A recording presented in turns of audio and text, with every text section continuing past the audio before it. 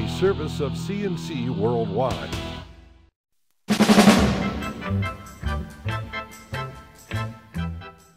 The Daily is a service of CNC News and Jib Jab greetings. I'm Bud Lowell, and your AccuWeather forecast is right across the top of this in all CNC local news pages. Last night, the Monroe County Legislature's Agenda and Charter Committee voted down a proposal to ban anyone except for a law enforcement officer from carrying a gun inside a county office.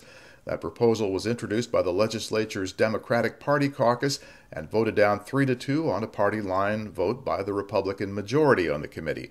The Democrats issued a statement saying in part there really is no legitimate reason why someone needs a gun to conduct business in a county building. Current law allows any citizen who has a carry permit and who doesn't work for the county to carry their concealed firearm in the county building and other county offices. Republicans may bring up a gun-related proposal of their own in March, a resolution opposing the NY SAFE Act, New York's tougher gun control law. Rochester City School District residents get their chance tonight to question district officials about this year's school budget, a nearly $705 million financial plan that has to deal with a $44 million revenue gap. One way Superintendent Bolton Vargas does that is by cutting central office and support staff so he can add more classroom teachers. There's also a possibility that some of the city's oldest and underused school buildings will be closed down. This is an open house for city taxpayers Tuesday night 6 to 8 at the Montessori Academy on the Dr. Freddie Thomas High School campus. That's on Scioto Street. Superintendent Vargas and school board members will join other district officials there, and they'll be taking questions. Rochester police spent Monday night investigating a homicide near the public market.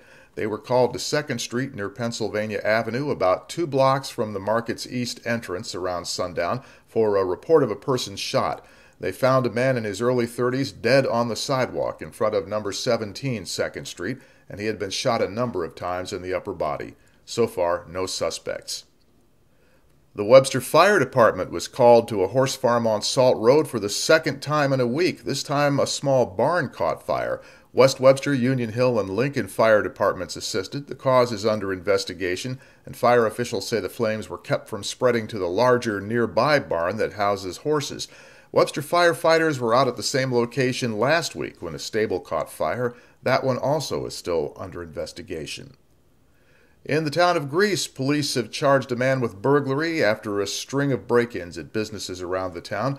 41-year-old James DiNapoli is charged with burglary, grand larceny, criminal possession of stolen property, and criminal mischief. Police say he's the suspect in break-ins at several bars and restaurants. These crimes took place between December and January. DiNapoli is being held in the Monroe County Jail on $10,000 cash bail. Several indictments out from the Monroe County grand jury, one against a Rochester man who was shot by police when they tried to evict him from the Cooper Union on State Street. Timothy Powell was indicted on 2 counts of second-degree assault. He was shot after spraying officers in the face with bleach and threatening them with a knife. The officers had gone with a court deputy to serve an eviction notice on Powell for non-payment of rent. This was on January 29th. Other indictments from the grand jury included one for attempted murder and assault against 47-year-old Dennis McFadden, accused of stabbing a woman inside the Andrews Terrace apartments on St. Paul Street last month. And a Hilton man was indicted on manslaughter and reckless driving charges. This is the result of a crash in East Rochester. A Fairport man was killed when Donald Love ran a red light and rammed his pickup truck into an SUV. That was back in December. You'll find links to these and other stories to the left of the player window, and at the bottom of the page, links you can use to post news and information directly to us. Next news is as it happens. Updates are as necessary, and you can help us be the judge of that by what you share with us.